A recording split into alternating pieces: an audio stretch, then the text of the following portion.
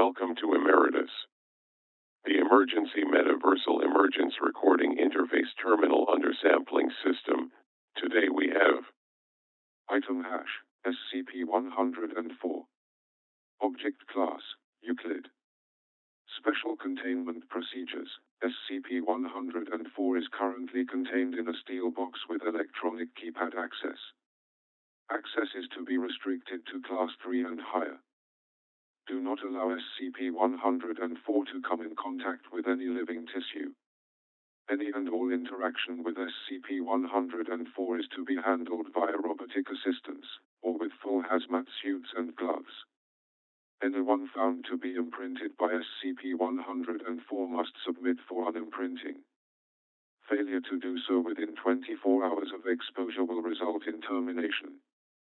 Description: SCP-104 is a sphere, 35.5 centimeters, 14 in, around and weighing 2.3 kilograms, 5 lbs. The outside is glass and very smooth, coating the sphere in a layer 6 millimeters, 0.2 in, thick. Under this layer is an extremely intricate design of very thin black and white lines.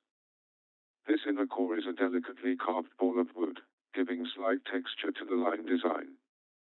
The design itself is unimaginably complex and seems to form something of a Rorschach test, as all viewers seem to have a different interpretation.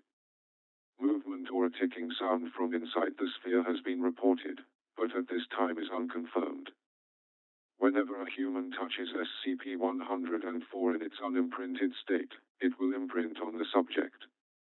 If the imprinted subject moves more than 9 m, 30 feet, from SCP-104 for more than 5 minutes, SCP-104 will appear within 2 m, 7 feet, of the imprinted subject. This shift appears instantaneous, disappearing and reappearing in less than a nanosecond, regardless of distance or intervening objects. Every hour that the subject remains within 9 m, 30 feet, of SCP-104, it will move 1 foot closer to the subject until it is touching the subject. When SCP-104 is touching its imprinted subject, it will not attempt to move closer. SCP-104 will not exhibit this behavior to non-imprinted subjects and will only imprint on one subject at a time. Thick cloth or metal appears to block the imprinting in most cases. Testing of SCP-104 with multiple instances of SCP-1680 suggests this imprinting is not genetically based, as SCP-104 does not change behaviors when faced with multiple genetically identical subjects. SCP-104 also appears to be indestructible, in that it always appears whole and undamaged after reappearing. Even after being crushed and incinerated, SCP-104 will reappear whole and undamaged if its imprinted subject is outside of its minimum range for more than 5 minutes. SCP-104 causes paranoia and anger in most subjects, but this is not an effect of the sphere, as some are wholly unaffected by the constant presence of SCP-104, if slightly annoyed at times. SCP-104 can only be unimprinted if the subject is killed or enters a near-death-like state. SCP-104 will then enter its unimprinted state until touched. Thick gloves appear to block the imprinting process, as long as they are more than 13 mm, 0.5 in, thick. SCP-104 was recovered in a flea market from a man carrying it in a bowling bag.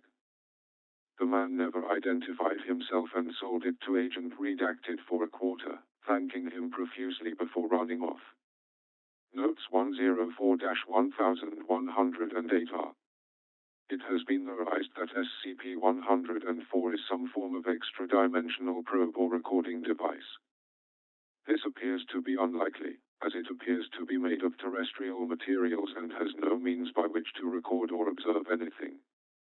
However, with few other explanations for its odd behavior, the theory is being investigated. Dr. Redacted.